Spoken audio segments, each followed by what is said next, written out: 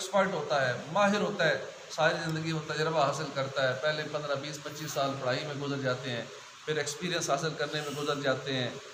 اور سمجھتا ہے میں اس فیلڈ کا بڑا ماہر ہوں، اور ساری دن رات کی کوششیں اس کی برباد ہو جاتی ہے۔ لیکن بندہ سمجھ رہتا ہے کہ میں اس زندگی میں بڑا کچھ کر رہا ہوں۔ اصل زندگی آخرت کی ہے، جس کے لیے بندہ کوشش کرے تو وہ کوشش کسی ٹھکانے لگتی ہے۔ صرف دنیا بنانے کے لیے اگر وقت دیا جائے تو یہ درست نہیں ہے، اپنی آخرت کی فکر کرنی چاہیے۔ تو وہ لوگ جن کی کوشش گم ہو گئی، ضلع برباد ہو گئی دنیا کی زندگی میں، وَهُمْ يَحْسَبُونَ، اور وہ حالانکہ گمان کر رہے تھے کہ وہ بڑا اچھا کر رہے ہیں، بڑا اچھا کام کر رہے ہیں، صنعا، بڑا اچھا کام کر رہے ہیں، اولئک، یہی لوگ، الذین، وہ ہیں جنہوں نے کفروا، کفر کیا، انکار کیا، بآیات ربہم ولقائہ، اپنے رب کی آیتوں کا انکار کیا، اس سے ملنے کا انکار کیا، فحبطت، تو مٹ گئے، برباد ہو گئے، اعمالہم، ان کے اعمال،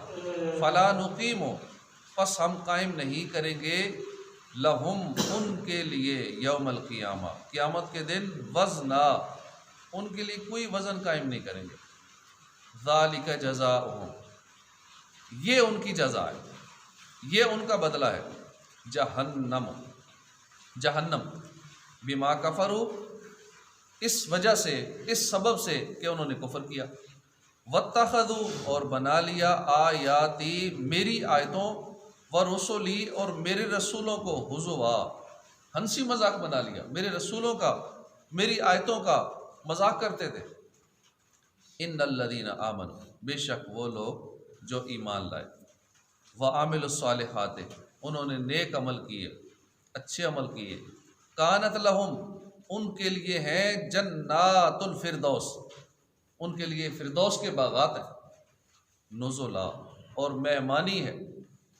خالدین فیہا، ہمیشہ رہنے والے، خالدین، ہمیشہ کے لیے رہنے والے، فیہا، اس میں، لا یبغون، وہ نہیں چاہیں گے، عنہا حولا، ان سے جگہ بدلنا، دوسری جگہ جانا پسند نہیں کریں گے۔ جنت میں جب کوئی جائے گا، محلات دیکھے گا، وہاں کے عالیشان مکانات دیکھے گا، وہاں کی سہولتیں دیکھے گا، کہیں اور جانے کی خواہش ہی نہیں کرے گا۔ قل لو کان البحر، تو تم کہو اگر ہو جاتا سمندر سیاہی، مدادن، سیاہی، لکلمات ربی، میرے رب کی باتوں کے لیے، اگر سارا سمندر سیاہی ہو جائے، لنفدا، تو ضرور وہ ختم ہو جاتا، البحر، سمندر ختم ہو جاتا، قبل ان تنفد، اس سے پہلے کہ ختم ہو، کلمات ربی، میرے رب کی باتیں ختم ہو، سمندر ختم ہو جاتا، رب کی باتیں ختم نہیں ہوتی۔ ولو جئنا بمثلہ، اگرچہ ہم لے آتے اس جیسا اور سمندر، مدد کے لیے، سارا سمندر ختم ہو جاتا، 3 حصے پانی ہے، ابھی بھی سمندر عام خشکی سے زیادہ ہے، اگر یہ سارے سمندر کا پانی سیاہی ہو جائے اور رب کی باتیں لکھنا شروع کر دیں، ساری سیاہی ختم ہو جائے، چاہے ہم اس کی مدد کے لیے اور سمندر لے آئیں، پھر بھی رب کی باتیں ختم نہ۔ قل انما، تم کہو، انما انا، میں صرف بشر ہوں، ایک بشر ہوں، مثلکم، تمہاری طرح،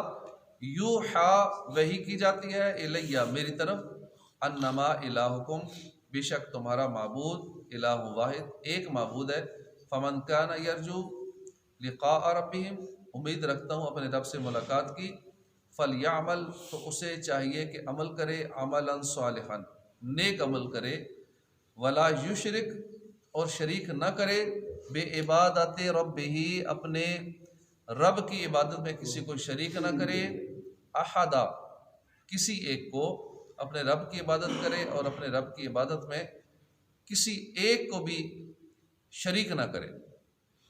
ترجمہ کنز العرفان، وہ لوگ جن کی ساری کوشش دنیا کی زندگی میں برباد ہو گئی، حالانکہ وہ گمان کر رہے تھے کہ وہ اچھا کام کر رہے ہیں۔ الذین، وہ لوگ، اس سے پہلی آیت میں اعمال کے اعتبار سے سب سے زیادہ خسارے والے لوگوں کی خبر دینے کے بارے میں فرمایا، اب اس آیت میں فرمایا کہ یہ وہ لوگ ہیں جن کی ساری کوشش دنیا کی زندگی میں برباد ہو گئی اور عمل باطل ہو گئے، حالانکہ وہ اس گمان میں تھے کہ بہت اچھا کام کر رہے ہیں جو انہیں آخرت میں نفع دے گا۔ یہ آیت مبارکہ بنیادی طور پر تو کافروں کے بارے میں ہے، لیکن اس سے اشارتاً یہ بھی معلوم ہوا کہ بدکار سے زیادہ بد نصیب وہ نیکوکار ہے، بدکار سے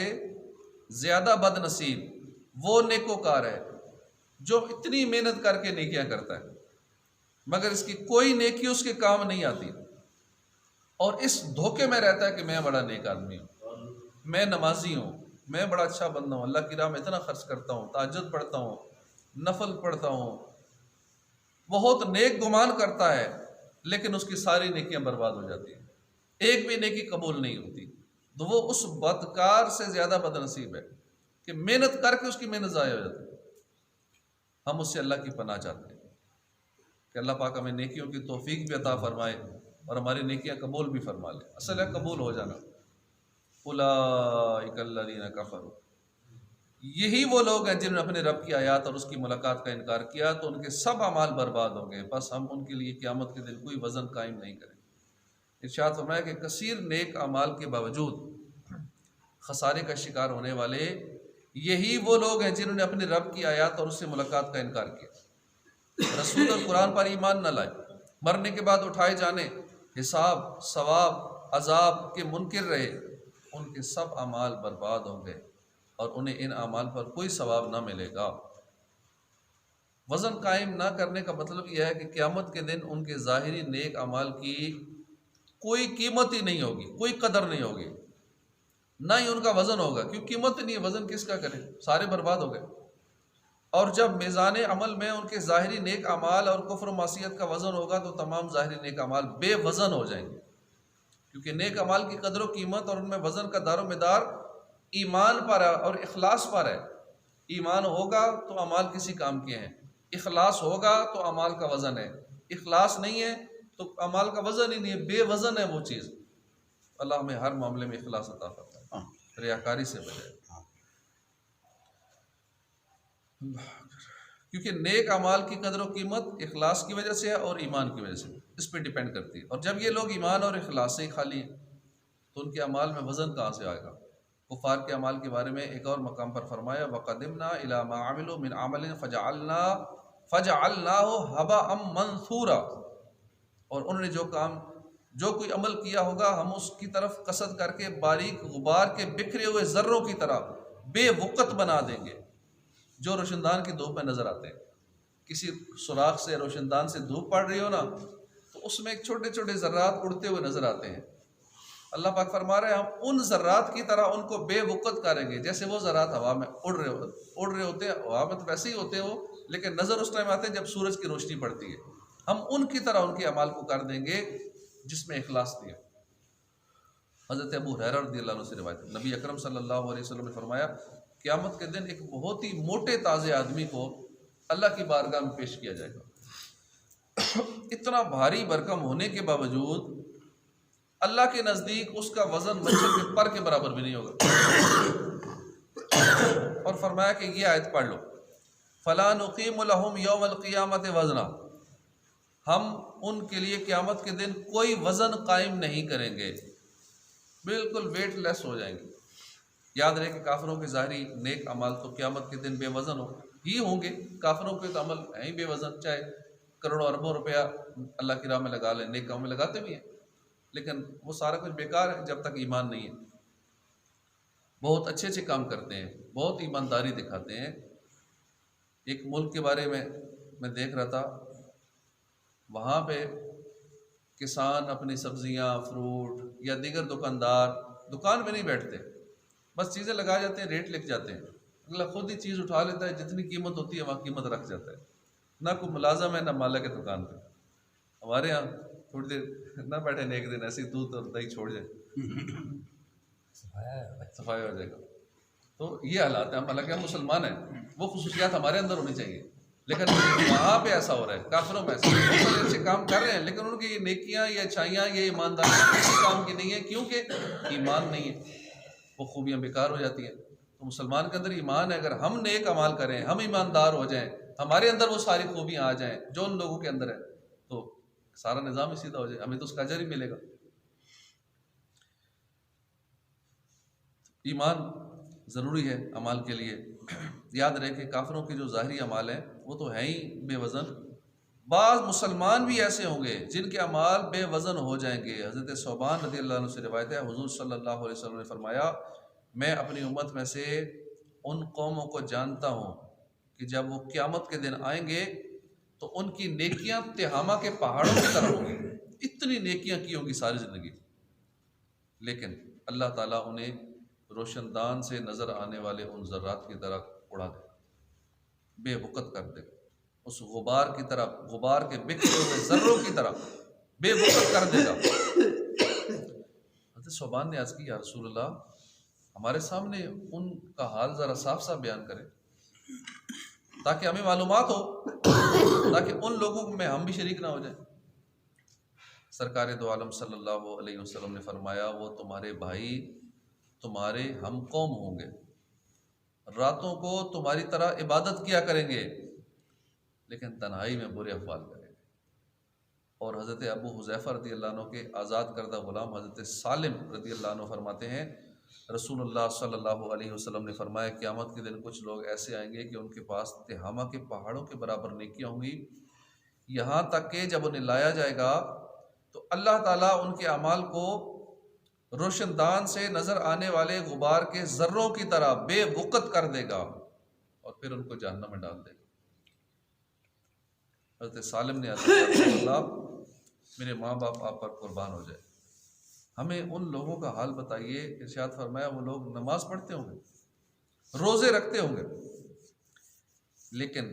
جب ان کے سامنے کوئی حرام چیز پیش کی جائے گی تو وہ اس پر کود پڑیں گے، اللہ تعالیٰ ان کے اعمال باطل فرما دے گا۔ یعنی نیکیاں بھی کریں گے، نمازیں، روزے، سارے معاملات، لیکن جیسے گناہ کا موقع ملا تو وہ بھی کر لیں۔ ہمارے یہاں ایسا ہے، وہی نہیں کرتا گناہ جس کو موقع نہیں ملا، نیک ہوگا، نمازی ہوگا، پرہیزگار ہوگا، لیکن جیسے ہی کوئی موقع ملے گا، چانس ملے گا، کہے گا پتہ نہیں ایسا چانس پھر ملتا ہے یا نہیں،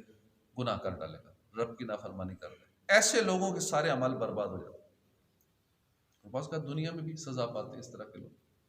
جیلوں میں پھر 14 سال اندر رہتے ہیں، سزائیں کاٹتے ہیں، بدنام ہوتے ہیں، برے اعمال کرتے ہیں، اور چھوٹے موٹے گناہ تو سمجھتے کچھ نہیں ہے نا۔ حضرت ابو سعید خدری رضی اللہ عنہ نے فرمایا کہ قیامت کے دن بعض لوگ ایسے اعمال لائیں گے جو ان کے خیالوں میں مکہ مکرمہ کے پہاڑوں سے زیادہ بڑے ہوں گے، لیکن جب وہ تولے جائیں گے ان کا کچھ بھی وزن نہیں ہوگا۔ ذالک جزاؤہم، یہ ہے ان کا بدلہ، یہ ان کا بدلہ ہے جہنم، کیونکہ انہوں نے کفر کیا، میری آیتوں اور میرے رسولوں کو ہنسی مذاق بنا لیا۔ ارشاد فرمایا کہ یہ جہنم ان کا بدلہ ہے، کیونکہ انہوں نے کفر کیا اور جس چیز پر ایمان لانا اور جس کا اقرار کرنا ضروری تھا اس کا انکار کیا، اور انہوں نے قرآن پاک، اللہ کی دیگر کتابوں، اس کے رسولوں کو ہنسی مذاق بنا لیا۔ اس سے معلوم ہوا کہ تمام کفروں سے بڑھ کر کفر نبی کی توہین ہے اور نبی کا مذاق اڑانا ہے، جس کی سزا دنیا میں ملتی ہے، آخرت میں بھی ملتی ہے۔ علامہ اسماعیل حقی رحمۃ اللہ علیہ فرماتی، یاد رکھو، علماء انبیاء کرام کے وارث ہیں، علماء انبیاء کے وارث ہیں،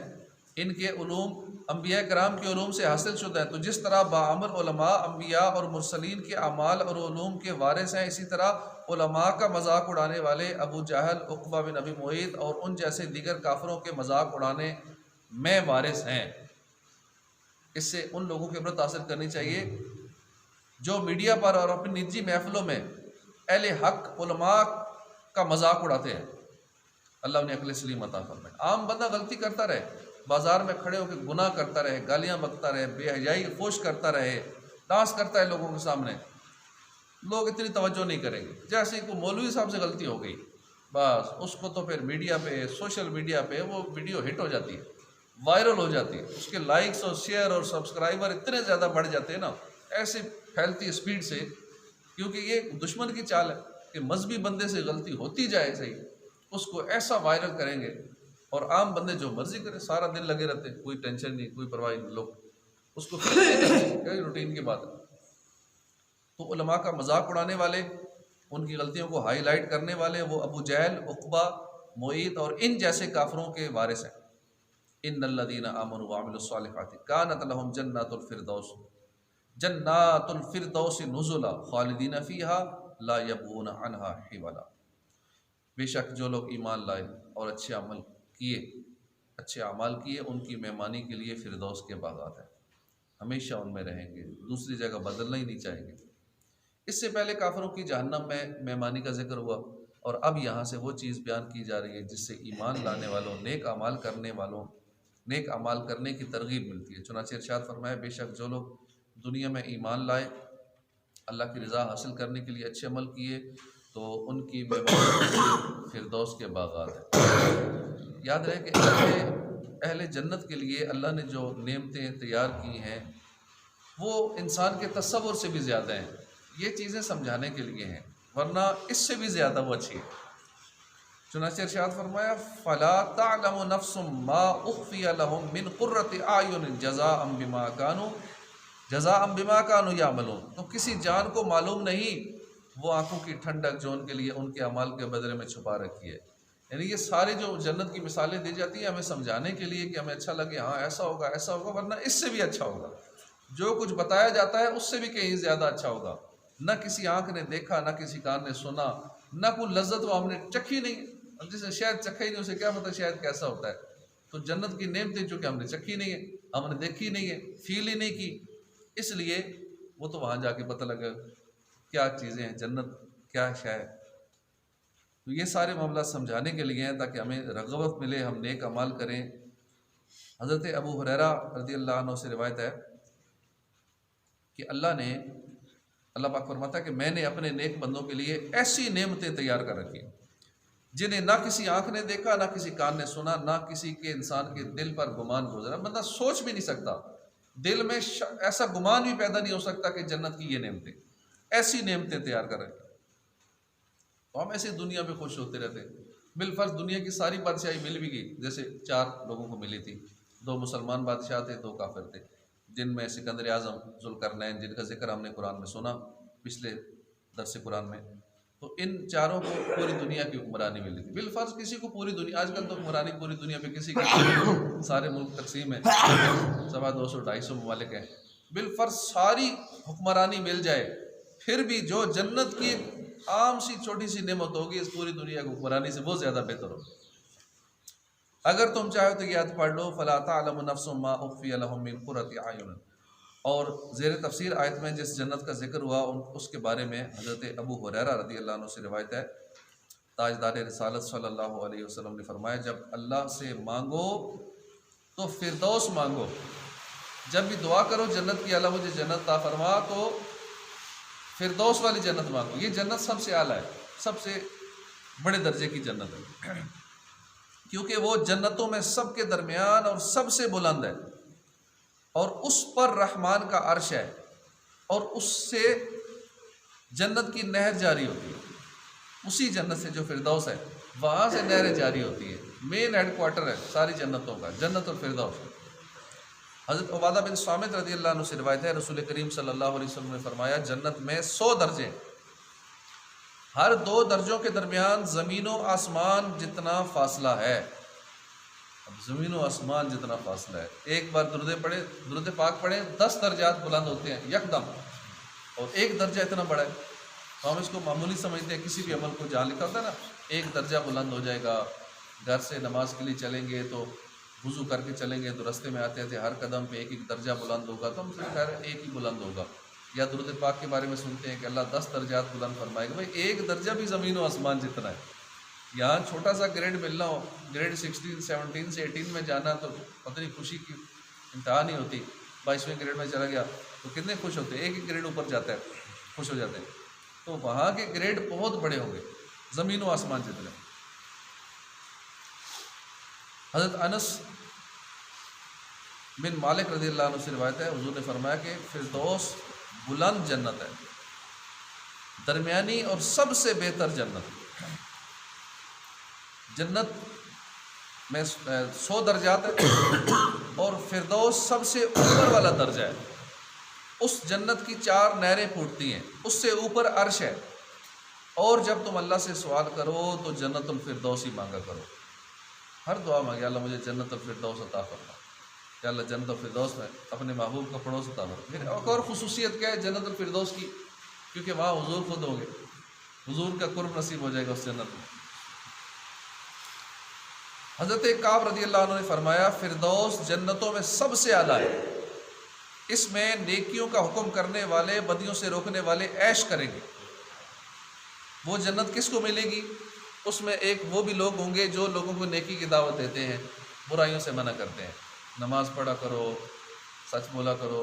درود پاک پڑھا کرو، نیک اعمال کیا کرو، یہ گناہ نہ کرو، یہ گناہ نہ کرو، جو یہ لگا رہتا ہے زبان سے دوسروں کے ساتھ نیکی کی دعوت دیتا رہتا ہے، برائی سے منع کرتا رہتا ہے، تو اس کے لیے جنت الفردوس ہے۔ کتنا آسان کام ہے، کسی کو اچھی سی باتیں بتاتے رہو، اگلا مانے نہ مانے اس کا نہیں ہے، صرف کہنا ہے۔ ہفتے میں ایک دن کوشش کر کے سارے اکٹھے ہو کے گھر گھر جائیں، دکان دکان جائیں، یہی کہنے جائیں نماز کے لیے آیا کرو، نماز کے لیے آیا کرو، نماز پڑھا کرو، درود شریف پڑھا کرو، اللہ کا ذکر کیا کرو، گناہ نہ کرو، بس یہی نیکی کی چند ایک باتیں منہ سے نکالتے رہیں اور جنت الفردوس کے حقدار بن جائیں۔ کتنی آسانی سے جنت کا پلاٹ مل جائے گا، اربوں خربوں بھی قیمت نہیں ہے، وہ انمول پلاٹ ہے، انمول جگہ ہے۔ نیت کر لیں گے انشاءاللہ ہم نیکی کی دعوت دیا کریں گے، برائیوں سے منع کیا کریں گے، زبانی چلانی۔ جو ہماری دکان پہ کوئی آئے، گاہک تو ویسے ہی آ رہے ہیں، جو آ رہا ہے بس اسے کہہ دیں کہ نماز کی پابندی کیا کریں، اس انداز میں کہیں کہ اگر وہ نمازی ہو تو بھی محسوس نہ کرے، اگر بے نمازی ہو تو بھی محسوس نہ کرے، تھوڑا مسکرا کے پیار سے کہ ماشاءاللہ آپ بڑے اچھے آدمی لگ رہے ہیں، نماز کی پابندی کیا کریں، گھر والوں کو نماز کا ایک دو جملے کہہ دیں گے تو کیا ہوگا، بیٹھے بیٹھے نیکیاں بھی ملیں گی، ادھر سے بزنس بھی چل رہا ہے، ساتھ آخرت کا کاروبار بھی چل رہا ہے۔ لا یبغون عنہا حوالا، ان سے کوئی دوسری جگہ بدلنا نہ چاہیں گے، یعنی دنیا میں انسان کیسی بہتر جگہ میں ہو، بندہ چاہتا ہے کہ ذرا اس سے اعلیٰ جگہ مل جائے، ہمیشہ ترقی کا ہی سوچتا ہے، عرفہ و اعلیٰ جگہ کی طلب میں رہتا ہے، لیکن یہ بات وہاں نہیں ہوگی، جنت میں نہیں ہوگی، کیونکہ وہ جانتے ہوں گے کہ اللہ کے فضل سے انہیں بہت عرفہ و اعلیٰ مقام حاصل ہے، اس سے اعلیٰ میں نہیں چاہیے۔ دنیا میں یہ خواہشات ہوتی ہیں، اب اعلیٰ مل جائے، اتنا مال ملا اور مل جائے، یہ عہدہ ملا اور مل جائے، یہ سہولتیں ملیں اور سہولتیں مل جائیں، ہم اوپر سے اوپر کی تمنا، ایک پہاڑ سونے کا آ گیا تھا، اب دوسرا بھی آنا چاہیے، اب 1 ارب ڈالر آ گیا تو ذرا 2 ارب ڈالر آ جائیں، اب بڑھتا جائے، میری نیٹ ورتھ زیادہ ہونی چاہیے، میں بل گیٹ سے بھی اوپر چلا جاؤں، میں ایلن مسک سے بھی جو اوپر ٹاپ پہ وہ کیوں ہے، ایلن مسک کیوں امیر ترین آدمی ہے دنیا کا، میں ذرا اس سے اوپر ہوں، یعنی اوپر سے اوپر کی خواہش ہوتی جاتی ہے۔ جنت میں ایسا نہیں ہوگا، کیونکہ وہاں ساری خواہشیں پوری ہو جائیں گی۔ قل لو کان البحر مدادا لکلمات ربی، تم فرما دو اگر سمندر میرے رب کی باتوں کے لیے سیاہی ہو جاتا تو ضرور ختم ہو جاتا، میرے رب کی باتیں ختم نہ ہو جاتی، اگرچہ ہم اس کی مدد کے لیے اور سمندر لے آتے، وہ بھی سیاہی ہو جاتے، اللہ کی باتیں لکھتے، پھر بھی میرے رب کی باتیں ختم نہ ہوتی۔ اس آیت کا خلاصہ یہ ہے کہ اللہ کے علم و حکمت کے کلمات اگر لکھے جائیں، ان کے لیے تمام سمندروں کا پانی سیاہی بنا دیا جائے، تمام مخلوق لکھے تو وہ کلمات ختم نہ ہوں، پانی ختم ہو جائے اور اتنا ہی اور بھی ختم ہو جائے، مدعا یہ ہے کہ اس کے علم و حکمت کی کوئی انتہا نہیں۔ حضرت عبداللہ بن عباس فرماتے ہیں، یہودیوں نے کہا کہ اے محمد صلی اللہ علیہ وسلم، آپ کا خیال ہے کہ ہمیں حکمت دی گئی ہے اور آپ کی کتاب میں ہے کہ جسے حکمت دی گئی اسے خیر کثیر دی گئی، پھر آپ کیسے فرماتے ہیں کہ تمہیں تھوڑا علم دیا گیا؟ اس پر یہ آیت نازل ہوئی۔ ایک قول یہ ہے کہ جب آیت کریمہ وما اوتیتم من العلم الا قلیلا نازل ہوئی تو یہودیوں نے کہا کہ ہمیں توریت کا علم دیا گیا اور اس میں ہر شے کا علم ہے، اس پر یہ آیت نازل ہوئی۔ مدعا یہ ہے کہ ہر شے کا علم بھی علم الہی کے حضور قلیل ہے، اور یہ اللہ کے علم سے اتنی بھی نسبت نہیں رکھتا جتنی ایک قطرے کو سمندر سے۔ قل انما انا بشر مثلکم یوحی الی انما الہ واحد، تم فرماؤ میں ظاہراً تمہاری طرح ایک بشر ہوں۔ اب اس آیت کو لے کے بہت سارے لوگ کئیوں کا ایمان برباد کر دیتے ہیں، لیکن حضور کہہ رہے ہیں میں تمہاری طرح بشر ہوں، تو حضور ہمارے جیسے ہو گئے، جیسے بڑا بھائی ہوتا ہے حضور ایسے ہی ہو گئے جیسے ہمارے بڑے بھائی ہیں۔ یہ باتیں ان بد مذہبوں نے اپنی کتابوں میں لکھی ہوئی ہیں اور انہی باتوں کے آگے تبلیغ بھی کرتے ہیں، جو ان سے اٹیچ ہوتا ہے پھر یہی چیز سکھاتے ہیں کہ حضور ہمارے جیسے ہیں، تم کہتے ہو حضور یہ ہے، اتنی تعریف کرتے ہو، بڑا چڑھا کے اللہ کے قریب کر دیتے ہو۔ میلاد مناتے ہو تو اس میں حضور کی تعریفیں کرتے رہتے ہو، ٹھیک ہے کرنی چاہیے تعریفیں، لیکن اتنی نہ کرو تو اللہ کے برابر کر دو۔ بھائی کون اللہ کے برابر کر رہا ہے؟ کون مسلمان ہے جو حضور کو اللہ کے برابر؟ اللہ کا بندہ، اللہ کی مخلوق، اللہ کے بعد سب سے بڑا مقام ہے۔ ہر ایک کا یہ عقیدہ ہے، کوئی بھی اللہ کے برابر نہیں کرتا، لیکن وہ اصل تکلیف کوئی اور ہوتی ہے۔ اور قرآن کی آیت سناتے ہیں، یہ دیکھو حضور فرما رہے ہیں کہ قل انما انا بشر مثلکم، میں تو تمہاری طرح بشر ہوں۔ اس آیت کو پکڑ کے انہوں نے اپنی طرح کا اپنا بڑا بھائی سمجھ لیا، حضور کو اپنے جیسا سمجھ لیا۔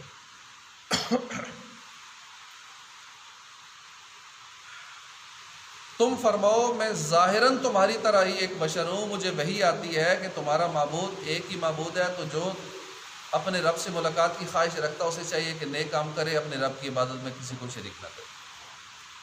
حضرت عبداللہ بن عباس فرماتے ہیں کہ اس آیت میں اللہ نے اپنے حبیب کو عاجزی کی تعلیم دی اور انہیں یہ کہنے کا حکم دیا کہ میں بھی تمہاری طرح آدمی ہوں، یعنی جیسے تم انسان ہو اسی طرح میں بھی انسان ہوں، البتہ مجھے تم پر یہ خصوصیت حاصل ہے، میری طرف وحی آتی اور وحی کے سبب اللہ نے مجھے اعلیٰ مقام عطا کیا۔ اعلیٰ حضرت فرماتے ہیں کہ کافر انبیاء کو اپنا سا بشر مانتے تھے، اس لیے ان کی رسالت کا انکار کرتے تھے، اور وہی عقیدہ آج کل کے مسلمان کہلانے والوں نے اپنا لیا۔ دیکھو ہماری طرح ہے، کافر بھی یہ کہتے تھے یہ تو ہماری طرح ہے، ہم ان کی بات مانیں، رسالت کا انکار کر دیتے تھے اپنی طرح سمجھ کے۔ اور آج کل کا مولوی بھی یہ کہہ رہا ہے میرے ہماری طرح، بڑے بھائی کی طرح۔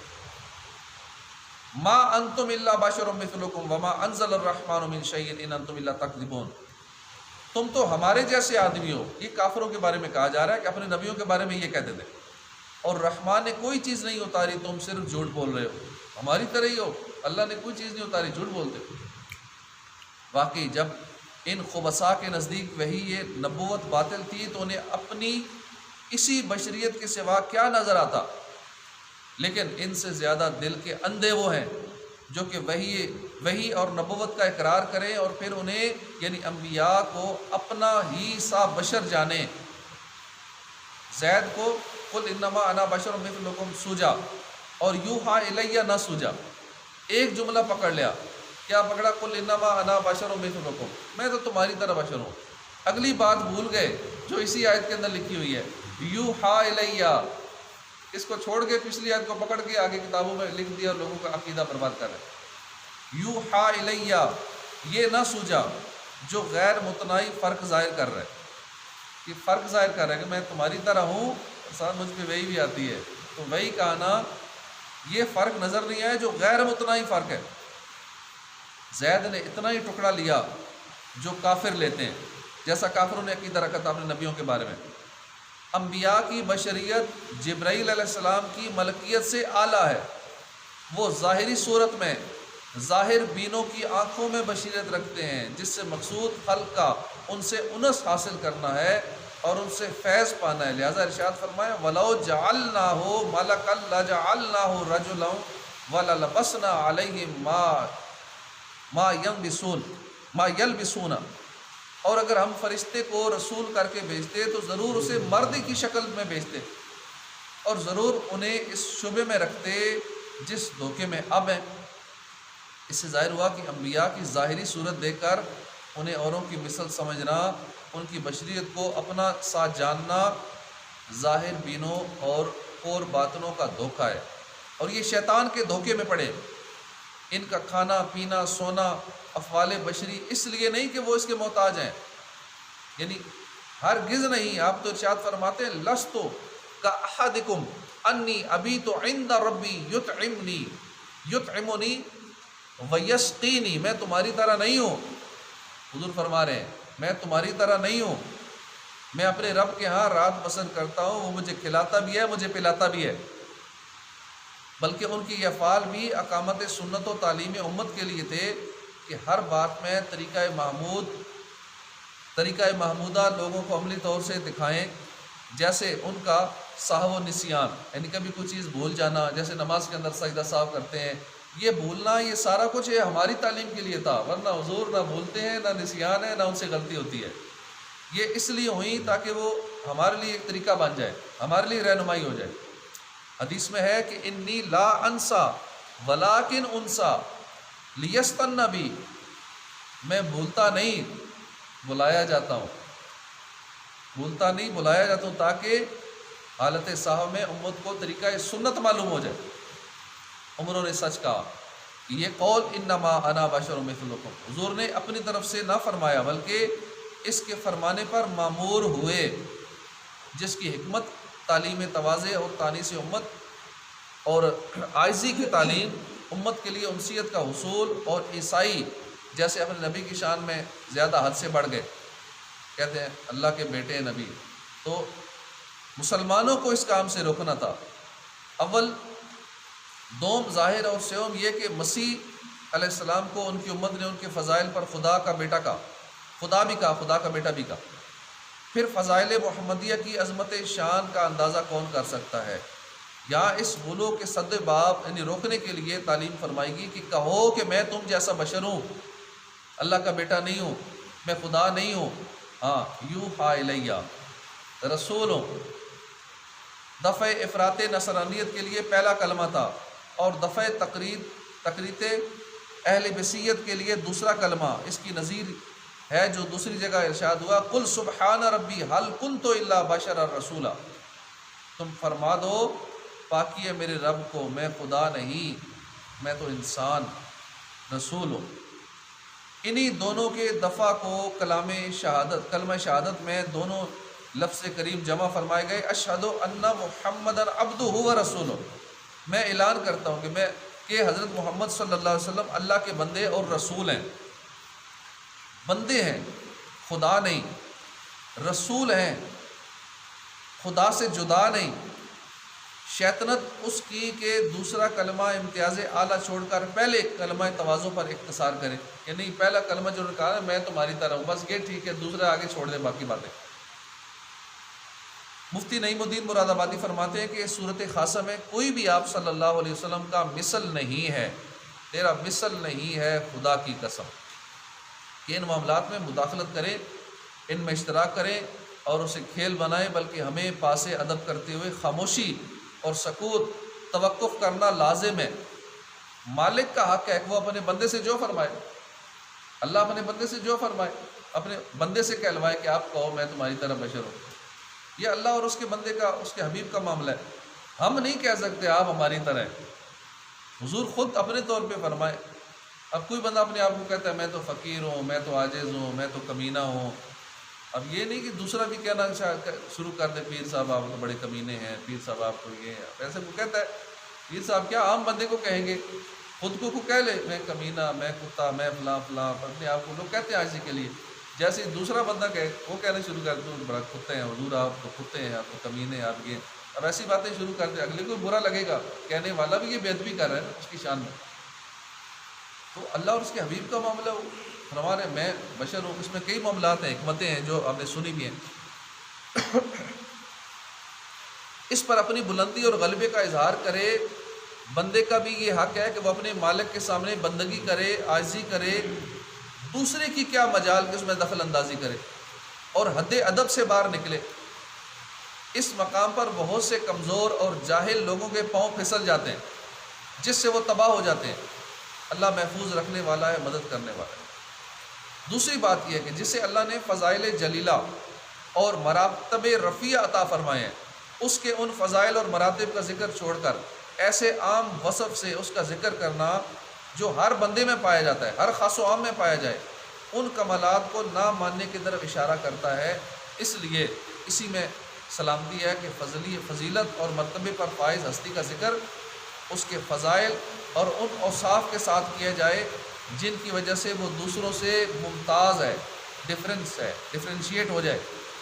اور یہی نبی کریم صلی اللہ علیہ وسلم اور صحابہ کا طریقہ ہے۔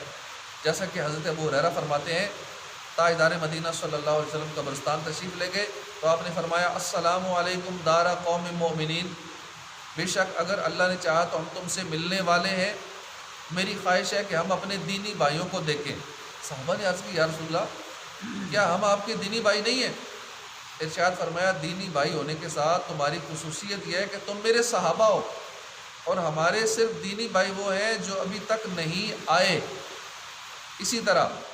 حضرت عبداللہ بن مسعود نے فرمایا جب تم رسول کریم صلی اللہ علیہ وسلم پر درود بھیجا کرو تو اچھی طرح بھیجا کرو، تمہیں کیا پتہ کہ شاید وہ حضور کے سامنے پیش کیا جاتا ہو۔ لوگوں نے عرض کی تو ہمیں سکھا دیجئے۔ آپ نے فرمایا یوں پڑھا کرو، اللہم اجعل صلاتک ورحمتک وبرکاتک علی سید المرسلین و امام المتقین وخاتم النبیین محمد عبدک ورسولک امام الخیر وقائد الخیر ورسول الرحمت، اللہم ابعث مقاما محمودا یغبط بہ الاولون والآخرون، اللہم صلی علی محمد وعلی آل محمد کما صلیت علی ابراہیم وعلی آل ابراہیم انکا حمید مجید، اللہم بارک لنا، اللہم بارک علی محمد وعلی آل محمد کما بارکت علی ابراہیم وعلی آل ابراہیم انکا حمید مجید۔ اور حضور صلی اللہ علیہ وسلم کو بشر کہنے میں راہ سلامت یہ ہے کہ نہ تو آپ کی بشریت مطلقاً اس کا انکار کیا جائے، بشریت کا انکار بھی نہیں کر سکتے، اور نہ ہی کسی امتیازی وصف کے بغیر آپ کی بشریت کا ذکر کیا جائے، بلکہ جب حضور کی بشریت کا ذکر کیا جائے تو آپ کو افضل البشر کہا جائے، سید البشر کہا جائے، یہ نہ کہا جائے میری طرح بشر ہے، یہ بڑے بھائی کی طرح ہے میرے، یا یوں کہا جائے کہ آپ کی ظاہری صورت بشری ہے، باطنی حقیقت بشریت سے اعلیٰ ہے۔ اعلیٰ حضرت فرماتے ہیں نا، جو یہ کہے کہ رسول اللہ کی صورت ظاہری بشری ہے اور حقیقت باطنی بشریت سے عرفہ و اعلیٰ ہے، یا یہ کہے کہ حضور اوروں کی مثل بشر نہیں، وہ سچ کہتا ہے، اور جو مطلقاً حضور سے بشریت کی نفی کرے وہ کافر ہے۔ قل سبحان ربی هل کنت الا بشر رسولا، تم فرماؤ میرا رب پاک ہے، میں تو صرف اللہ کے بھیجا ہوا ایک آدمی ہوں۔ تیسری بات یہ کہ قرآن کریم میں جا بجا کفار کا طریقہ بتایا گیا کہ وہ انبیاء کو اپنے جیسا بشر کہتے تھے، اور اسی سے وہ گمراہی میں مبتلا ہوئے۔ لہٰذا جس مسلمان کے دل میں حضور سے محبت کی ادنا بھی رمق باقی ہے، اس پر لازم ہے کہ وہ کفار کا طریقہ اختیار کرنے سے بچے اور حضور کو اپنے جیسا بشر سمجھ کر گمراہوں کی صف میں داخل ہونے کی کوشش نہ کرے۔ انما الہکم الہ واحد، تمہارا معبود ایک ہی معبود ہے، یعنی مجھے وہی آتی ہے، تمہارا معبود ایک ہی معبود ہے، اس کا کوئی شریک نہیں ہے۔ تو جو اپنے رب سے ملاقات کی امید رکھتا اسے چاہیے کہ نیک کام کرے اور اپنے رب کی عبادت میں کسی کو شریک نہ کرے، شرک اکبر سے بھی بچے اور ریا سے بھی بچے، جس کو شرک اصغر کہا جاتا ہے۔ حضرت ابو ہریرہ رضی اللہ عنہ سے روایت ہے، نبی کریم صلی اللہ علیہ وسلم نے فرمایا، اللہ تعالیٰ ارشاد فرماتا ہے، میں شریک سے بے نیاز ہوں، جس نے کسی عمل میں میرے ساتھ کسی غیر کو شریک کیا میں اسے اور اس کے شرک کو چھوڑ دیتا ہوں۔ ایک اور حدیث پاک ہے، حضور نے ارشاد فرمایا، اللہ تعالیٰ جب قیامت کے دن جس میں کوئی شک و شبہ نہیں ہے لوگوں کو جمع فرمائے گا، ایک پکارنے والا پکارے گا جس نے کسی ایسے عمل میں جو اس نے اللہ کے لیے کیا تھا کسی کو شریک ٹھہرایا، تو اس کا ثواب اسی غیر خدا سے طلب کرنا چاہیے، کیونکہ اللہ تعالیٰ تمام شریکوں کے شرک سے بے نیاز ہے۔ ایک اور حدیث پاک ہے، قیامت کے دن جب اللہ بندوں کو ان کے اعمال کا بدلہ دے گا تو ریاکاروں سے فرمائے گا،